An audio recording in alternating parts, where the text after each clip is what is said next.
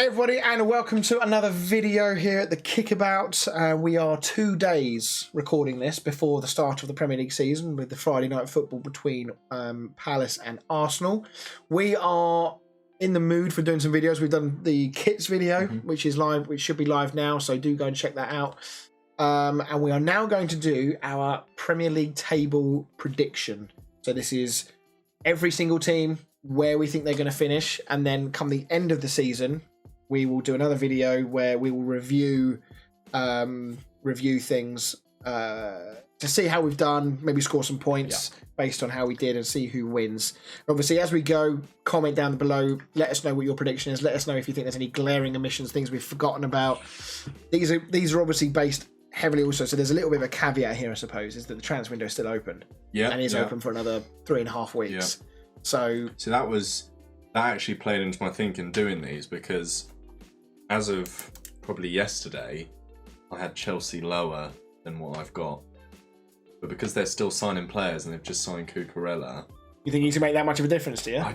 I feel like they were really bad defensively, and I feel like he is a good, and from what I've seen, apparently he's going to play left centre back. Interesting. So I do feel like he could be quite a good addition. Okay. Well, let's get straight into it then, because this one could be a slightly lengthy video. So we'll start with the club at the bottom. So who's going to come bottom of the pack after 38 games? I am going Bournemouth. I've also gone Bournemouth. I think that I don't see them scoring enough goals to stay up. They've not really signed a great deal of players. They've got Ryan Fredericks in. I think they've also... Did they sign... Oh, God, what was his name? I can't remember what his name is. But effectively, that I don't think they've signed well enough to be able to survive in the Premier League. Scott Parker even said that they're not ready. No, he's already making the wrong noises. Yeah. You know, things you don't want to hear your manager say. And their friendlies, I think they lost 3 and 1-1. Yeah. Great going into when you've just been promoted. Not great motivation, is it? No, absolutely not. So yeah, so my 20th is Bournemouth. Dan, what was yours? Yeah, Bournemouth as well. You've gone Bournemouth as well. Right, okay. On to 19th. Who have you gone for 19th? I've gone for Fulham. Okay. I'm probably purely basing that on previous seasons, that Fulham are just one of these Norwiches where they just bounce up and down, and it doesn't matter what they do in the transfer market, they seem to just constantly bounce up and down.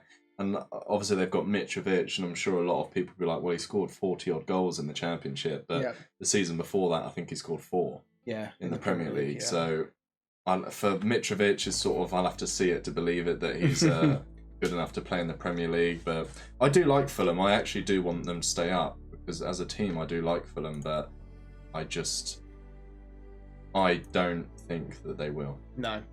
I just wanted to check something quickly while we're talking about Fulham. So obviously when Fulham came up into the Premier League the last time, everyone was like, pick Mitrovic because he's going to score you loads of goals, because he scored a decent amount of goals the time before that there in the Premier League. His pick rate is only 7% in the Fantasy League. So that tells you that the confidence in his ability to score goals in the Premier League is quite low. But I also think that's based on the fact that someone like Gabriel Jesus is only 1.5 million more. Yes, and he's got a 74% pick rate right now, so 3/4 of the country or 3/4 of everyone's put him in. Right, my 19th, I am going Southampton. I think they are going to have a very tough season this year. I might be being a bit cruel on them, putting them down as low as 19th, but I think they could be in serious trouble.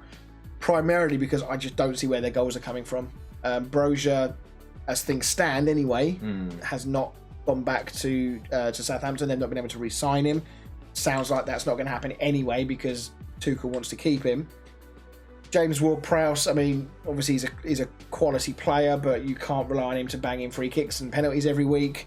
So I just don't see where their goals are coming from. And Southampton have a horrible habit of going on really negative slides in terms of results, and they always seem to climb back out of it and then go on a good run. 4 or 5 win streak, exactly, and then they slide off a cliff again. But I don't think you can keep doing that. No. So I fear for Southampton this year. I think they could be in real trouble. So I've gone them 19th.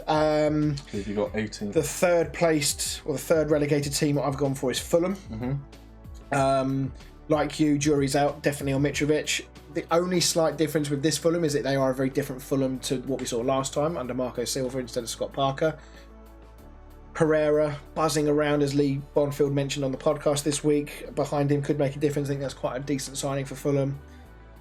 But they have lost a few of their players. I think I'm sure Pete mentioned, and I could be wrong, but Pete mentioned on the show that they've lost quite a lot of their players and are having to redo their squad a bit because they had a lot of players on loan last year, right. I think. But either way, I don't know whether they've recruited enough and have got enough in them to stay in the league. So I'm going Fulham 18th. Fair enough. Funny enough, I've got Southampton as my 18th. Have you? So we've got the same bottom three, just in ever so slightly different order. I think, again, pretty much everything you've said, and I don't think they've really strengthened this season. I think they've got one or two sort of players that would be at higher up clubs. Yeah, Kyle Walker-Peters is being linked with the move away. Yeah. And he is a very important player for Southampton. Obviously, Ward-Prowse is one of those that I think would be at a better club. Yeah. But other than that, I just sort of look at the squad and nobody really jumps out at me that is really a good Premier League player. No, I mean, they put a lot of faith in, I think, in Adam Armstrong last season, and he didn't really cut the mustard. No. Shea Adams is not a player that's going to get you 15 goals a season. I'm pretty sure they booted out Shane Long, not that he was a goal scorer, but, you know, a decent player to have. He was never going to score you many goals. Yeah. So, yeah, I think they are going to struggle. I mean, if we look at their squad here, they got 4 goalkeepers on the books, apparently. Livramento is injured for the first game. Bednarek is a good player, but he's, you know, they do concede a lot of goals. They did concede a lot of goals last year. Nathan Redmond is... I mean, they've still got, like, Theo Walcott. Yeah. No strikers. I don't know who Mara is. Sekou Mara. Signing, is he? Or I'm is assuming, he a youngster? Yeah, I'm not sure. But 0.1% pick rate tells me there's not a lot of excitement around him. So yeah, I genuinely don't think that. You know, I mean, look at these pick rates. I mean, 0.8%. So people are picking strikers for Southampton. None of their strikers have been picked more than 1%. That tells you all you need to know about what people think about their goal scoring prowess this year. So. Yeah, good shout. 17th then, who do you think is going to survive by the skin of their teeth? So this is, again, purely based on who the manager is at the moment and the state of the club. Yeah. I've gone Everton. Okay. Obviously, you know, if Lampard gets sacked early on or halfway through the season, they could swap things around, maybe make some January signings, I don't know, and things could quite easily change, but... Based on how things are now in their pre-season and how they did last season, I think Everton are going to be right back down there again, scrapping. Yeah, fair enough. I have gone Leeds for 17th. I think the jury is massively out. I think Jesse Marsch did a good job keeping them up, but obviously it was largely because there was just, you know, Burnley were just worse. He has brought a few players in. Not sure on the level of quality that he's brought. They've signed a few players. My biggest concern for them is the fact that they've lost Rafinha and Calvin Phillips. Yeah. And we saw how much they struggled without Calvin Phillips last year for large parts of that season. Rafinha was pretty much their only source of regular goals and assists last season with the absence of Patrick Bamford. Yeah. If they can keep Bamford fit this season, they stand a chance because he did score really well the season before, but was he a one-season wonder? We don't know. So, yeah, jury's definitely out on Leeds. I think Jesse Marsch could find himself in trouble as a manager if things get off to a bad start. I think getting off to a good start with that team is going to be massive because I think with respect, the squad quality is not, it's not in the upper reaches. It is definitely down in that bottom reach of the Premier League. So momentum is going to play a massive part in this season for those teams down the bottom. So if they can get off to a good start, get, say, 3 or 4 wins in their first 10 games, that could really help them for the rest of the season. But if they struggle early, then they could have a very, very long season, I think, Leeds. Right, 16th for me, I've got Everton. Very much for the same reasons that you said. I'm kind of surprised they've signed anybody at all because I really thought that they were in such a bad financial position that they really couldn't do any business. Maybe the Richarlison money has helped with that.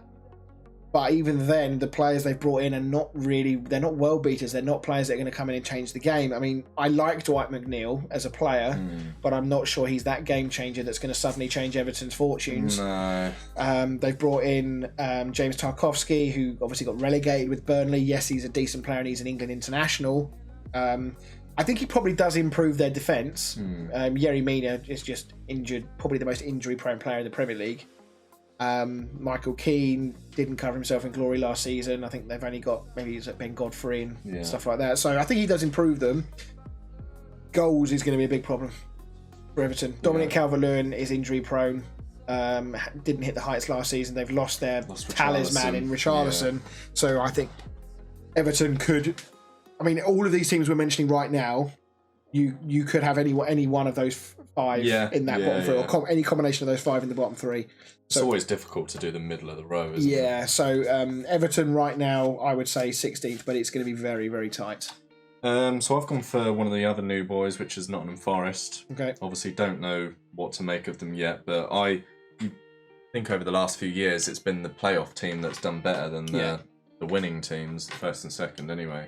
So I think Forest and the signings they've made, they've almost signed a brand new starting 11, and signed Jesse Lingard and Dean Henderson in goal. So I think they've made some good signings. Yeah, I've got a couple of those boys from Huddersfield.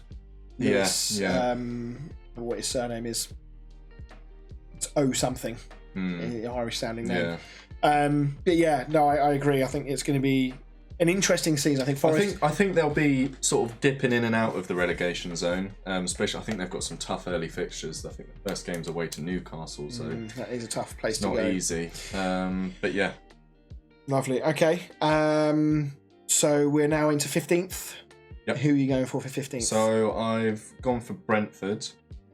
Again, it's difficult to call, but I sort of. Sometimes teams suffer with that second season syndrome. I like Brentford. I think they've done really well last year. They were in the sort of top 8 for quite a while, and then they dropped. But I think they'll be good enough to stay up. We'll just have to see how they do without Christian Eriksen, because he really did sort of buff them yesterday. Last season. Yeah, we had Lee. I was just mentioning we had Lee Bonfield from FPL. I did. Yeah, we had Lee Bonfield from FPL Family on the podcast this week. And he mentioned De Silva for Brentford possibly being the player that might pick up that mantle from Eriksen. Now, he had a very injury hit season last year, and when he did come back, I think he got sent off. So we really didn't see anything of him last year. But there's no doubt about it, Brentford needs somebody to pick up the mantle from Christian Eriksen. They've got Lewis Potter in from Hull, who's an exciting player. Could be another Jared Bowen type player. So I think they've got some exciting potential there. I think they've got a manager who can get the best out of his team. Can they score the goals and keep them out there? As you say, second season syndrome. For me, last season, they were very similar to Sheffield United. Very well drilled in their first season. Very good. Didn't score herds of goals, but did some, had some memorable occasions, memorable games. And then second season, Sheffield United, the goals dried up, and all of a sudden they just couldn't keep the ball out of the back of the net. They weren't conceding herds of goals, I don't think, Sheffield United, but they just couldn't score. Yeah. And I worry that Brentford might have a similar season. But we shall see. 15th, for me, I've gone for Nottingham Forest. I think they will be okay. I think they will survive this season. The only question mark for me is... the manager is it Steve Cooper? Yeah, he had an incredible season last year in the Championship. To take them from where they were to get them to the playoff final and get them promoted is incredible. Can they maintain that level of momentum going into the Premier League? As you mentioned, playoff teams often do the best. But when you're effectively changing the entire team that was in that playoff final, that is a very unknown quantity to bring into it, regardless of the quality you're bringing in. So Steve Cooper's got one hell of a job on his hands to make that team gel. He's got some very exciting players that they brought in. So the potential is definitely there, which is why I put them 15th. I think they could easily finish higher if things click, but equally they could easily be in relegation trouble if they don't. So I've gone for a safe 15th. In my opinion, right now, I don't think they'll be a million miles away from that relegation zone, but I don't think they'll ever be in too much trouble. Yeah, I think there'll always be a decent gap buffer between them and the bottom three. Yeah, I think they've signed enough decent players to keep them up. guess we'll have to see how they get on. It's always tough if you have a tough start to the season. Obviously, the fixtures can really stitch you up if you get a load of horrible games in a row. Yeah, I mean, who have they? Let's have a quick look at the fixtures for. So obviously we know they're away at Newcastle, first game of the season. Then they are playing home to West Ham. That's not going to be easy. Away to Everton. That's potentially a winnable one. Yeah. Then Spurs. And Man City. Yeah. So it's a tough. Need to be picking up those points when they can. Yeah. And then that will be a massive game, I would say. Forest against Bournemouth on the 6th game week of the season. That's on the 3rd of September. So yeah, they have got a tough start to the season. Right, moving on then to 14th. It might surprise you, this one. Gone for Brighton. Now, I'm going to caveat this because obviously Graham Potter showed himself to be a very astute manager last season and got them playing very good football. My concern is for them is that whilst they have signed a new striker, I need to try and find his name. Yes, that's the one. He might be one to watch because I think he is going to become their main striker. I think again Lee mentioned that on the show this week.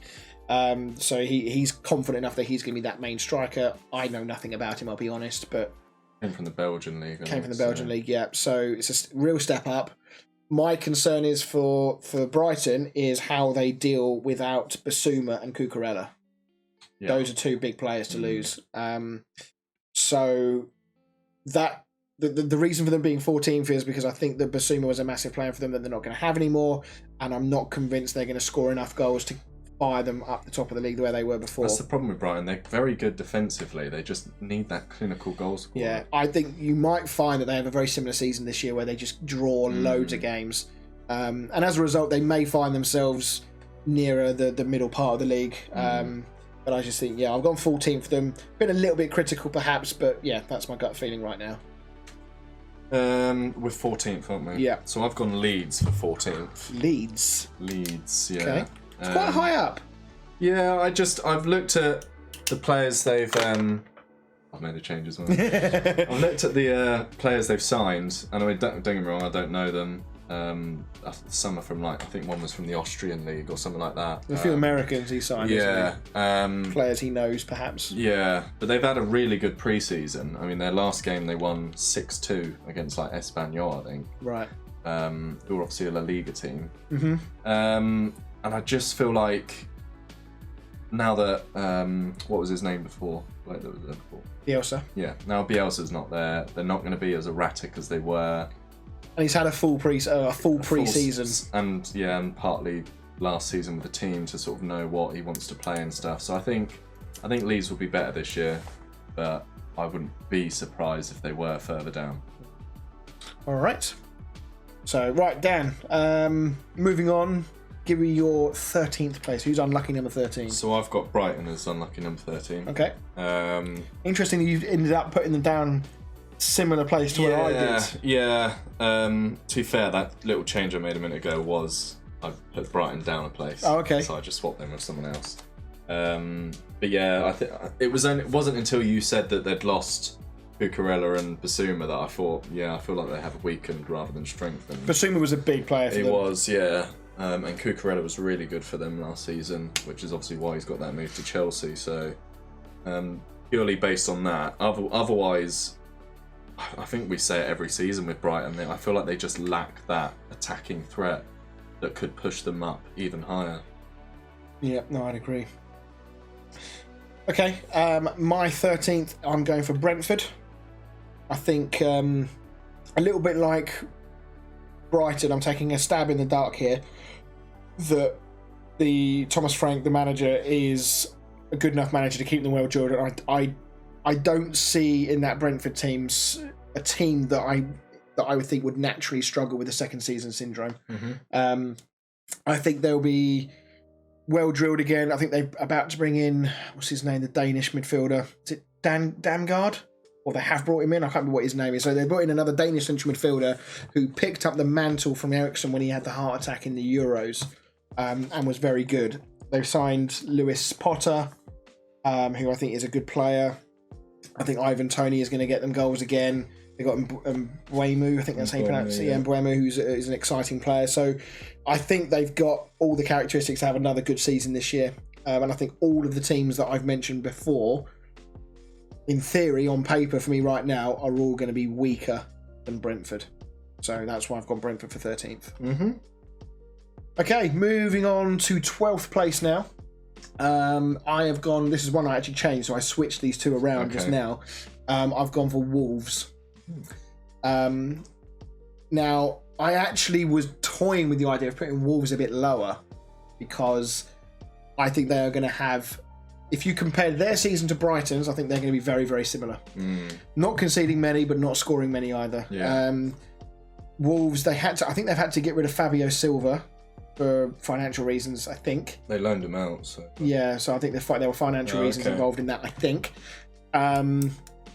They've got some exciting players, Neto, Podence, they've got some exciting players. They've got Traore back in the fold. Jimenez is now out for 8 weeks. Jimenez is out for 8 weeks, and, he wasn't the same player last season that we saw before the horrific injury that he had, which is a big thing. Hwang, I think, is on a permanent deal now.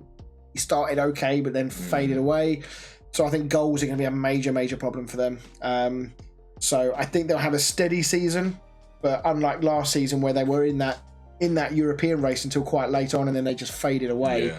But realistically, we said last season that Wolves, if they could have sorted themselves out, they would have walked into that 6th place last season. With how erratic West Ham and United were being. Wolves should have walked into that 6th place. Yeah. So, but this season, I think that they are going to have a very mediocre season. I don't think they're going to be remotely into trouble relegation wise, but equally, I don't think they're going to trouble European places at all. So I'm going for 12 for them. Okay. So 12th for me, I've gone for Crystal Palace. I don't really know what to say about Palace. I think that place just suits it. It's just very middle of the road. I don't think they'll be worried about relegation, but I don't think they'll be pushing for Europe either. I think you could probably put them anywhere between 10th and sort of 13th for me.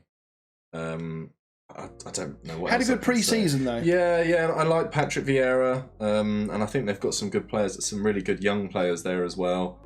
I just don't know if they'll be pushing that much higher. Maybe 1 or 2 places higher, but they'll be there or thereabouts for me. Yeah. All right. Moving on then to 11th. So 11th, I've gone for Leicester City. I feel like they've not signed a single player. They've lost Kasper Schmeichel. There's rumours that Chelsea might go for Fofana. Yeah. I think Ricardo Pereira got injured during pre-season, and if they have some more injury setbacks like they did last season, I could just really see them falling. Especially as Vardy's now getting older. Yeah, I'm making a change now as a result of what you were just saying. 1 or 2 of those pieces of information you just said, I sort of forgot about. So yeah, I just feel like Leicester are sort of a few injuries away from having a sort of catastrophe of a season. Yeah, and I mean they struggled last season with injuries quite a lot. Jamie Vardy is picking up more and more knocks now. If they can keep Vardy fit, I think they will still have a decent season because obviously he just scores goals. He just seems to defy the age bracket issues, if you like. So I hope that didn't just cut out the video ever so slightly there, as my screen went black there. But yeah, no, I think that's a fair enough shout. My 11th place, I've gone for Crystal Palace, which we're changing as we go here. My 11th place is Crystal Palace.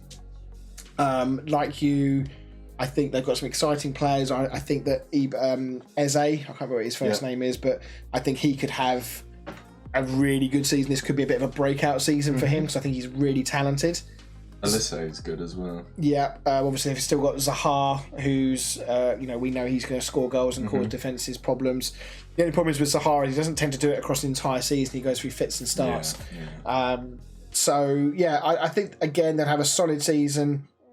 They could easily find themselves, in the top half of the table. I think if they can get a run of games together where they win their games.